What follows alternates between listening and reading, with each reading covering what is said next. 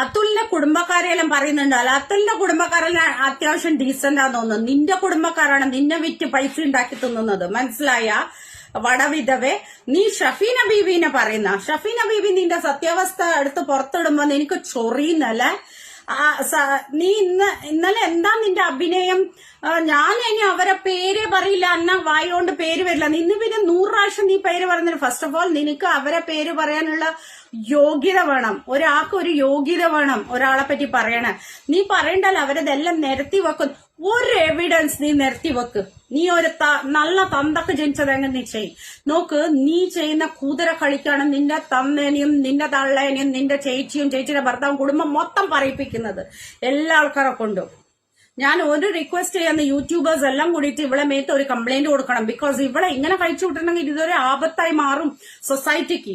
ഇവളെ കൊണ്ട് നല്ല മെസ്സേജ് എന്തായാലും ഇല്ല. ഇവള് ബിസിനസ് ചെയ്യത്ര. ഇവളെ കൂടെ ബിസിനസ് ചെയ്യുന്ന ആളെ അധോഗതിയായിരിക്കും.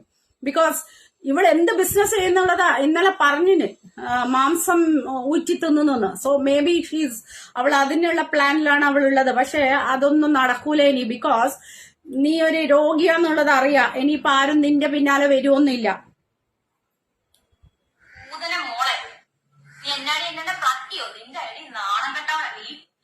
അഴി നിന്നെയല്ലടി പ്ലക്കിന്ന് വിളിക്കുന്ന നീ വടവിധവ.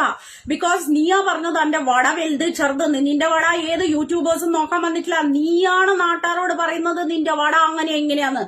ഇന്നലെ കണ്ടിട്ടില്ല വീഡിയോയില് ടച്ചിങ്ങും ബച്ചിങ്ങും ഇതെല്ലാം ഒരു കുടുംബത്തിൽ പറഞ്ഞ ആൾക്കാർ ചെയ്യുന്നതാ. എത്രയോ ആൾക്കാർ കള്ളു കുടിക്കും എല്ലാം ചെയ്യും. പബ്ലിക്കിൽ വന്നിട്ട് ഞാൻ ടച്ചിങ് ബിച്ചിങ്. നിന്റെ ബാക്ക്ഗ്രൗണ്ട് നോക്ക്.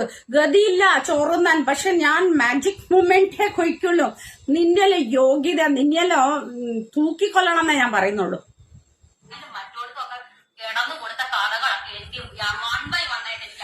വൺ ബൈ വൺ അറിയണമെങ്കിൽ അടുത്ത് ഇടടി.